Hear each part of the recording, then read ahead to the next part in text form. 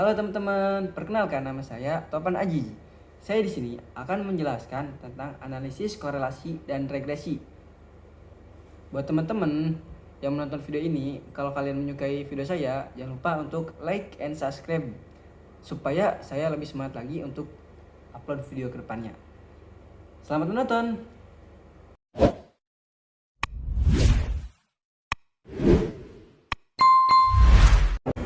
Sebelum itu, teman-teman ada yang tahu nggak sih apa itu korelasi? Jadi korelasi itu biasanya itu cara untuk mengukur seberapa kuat hubungan antara variabel A dan variabel B. Jadi untuk mengukur apa hubungan di antara dua variabel tersebut. Misalnya gini, makin banyak jam belajar maka makin tinggi nilai ujian. Nah, itu hubungan yang bisa diukur pakai korelasi. Yang pertama kita jelasin dasar-dasar analisis korelasi. Yang pertama definisi korelasi atau R. Biasanya korelasi itu dilambangkan dengan huruf R. Mengukur kekuatan dan arah hubungan linear antara dua variabel. Selanjutnya, interpretasi nilai korelasi tentang nilai dari -1 hingga +1. Menandakan korelasi negatif, positif, atau tidak ada. Nilai korelasi itu ada di antara -1 sampai +1. Jadi, kalau misalkan +1 itu berarti dua variabel punya hubungan sangat kuat dan searah. Jadi itu namanya variabel positif. Kalau misalkan -1 itu berarti hubungannya kuat tetapi berlawanan arah atau negatif. Dan yang ketiga, kalau misalkan 0 berarti nggak ada hubungan sama sekali. Yang selanjutnya, jenis-jenis korelasi. Yang pertama ada korelasi positif, yaitu jika satu variabel meningkat maka variabel lainnya juga ikut meningkat. Dan yang kedua, korelasi negatif, yaitu jika satu variabel meningkat tapi variabel lainnya menurun. Dan yang ketiga, korelasi 0, tidak ada hubungan sama sekali. Berarti kalau misalkan variabel yang satu naik dan variabel yang satu laginya bisa naik atau turun, lebih tepatnya tidak mempengaruhi. Maaf. Yang pertama, korelasi positif. Korelasi positif itu jenis korelasi di mana dua variabel bergerak searah. Artinya, kalau satu variabel naik, maka variabel lainnya juga menaik. Contohnya gini, kayak jam belajar meningkat, maka nilai ujian juga ikut meningkat. Terus lama bekerja meningkat, jadi penghasilan juga meningkat.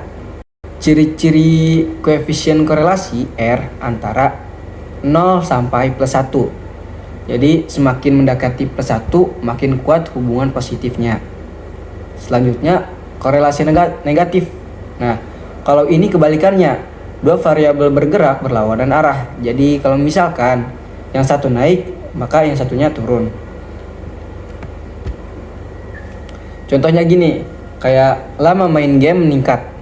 Jadi kalau misalkan lu main game makin lama dari biasanya gitu, nah maka nilai ujian akan menurun. Yang contoh kedua, tingkat stres meningkat, jadi produktivitas jadi menurun. Ciri-cirinya biasanya nilai R antara 0 sampai -1. Semakin mendekati -1 makin kuat hubungan negatifnya. Yang selanjutnya, korelasi 0, tidak ada atau tidak ada korelasi, tidak ada hubungan. Kalau dua variabel nggak punya hubungan sama sekali, itu namanya korelasi 0. Contohnya, ukuran sepatu dengan nilai matematika. Nah, nggak berhubungan tuh. Terus, warna baju dengan jumlah followers Instagram. Nah, beda. Ciri-cirinya, nilai R sama dengan 0 atau mendekati 0. Dan perubahan satu variabel tidak memengaruhi variabel lainnya. Seperti itu. Selanjutnya, pengenalan analisis regresi. Yang pertama, variabel independen atau biasa dilambangkan dengan X. Yang kedua, variabel dependen dilambangkan dengan huruf Y. Yang ketiga, persamaan regresi. Jadi, variabel independen atau biasanya dilambangkan dengan X, ini faktor yang mempengaruhi, misalnya kayak jam belajar, dan masih banyak lagi contohnya. Terus kalau misalkan variabel dependen atau biasanya Y, ini hasilnya. Jadi kayak kan tadi jam belajar. Nah, kalau jam belajar pasti berkaitan sama nilai ujian gitu. Dan yang ketiga, persamaan regresi linear.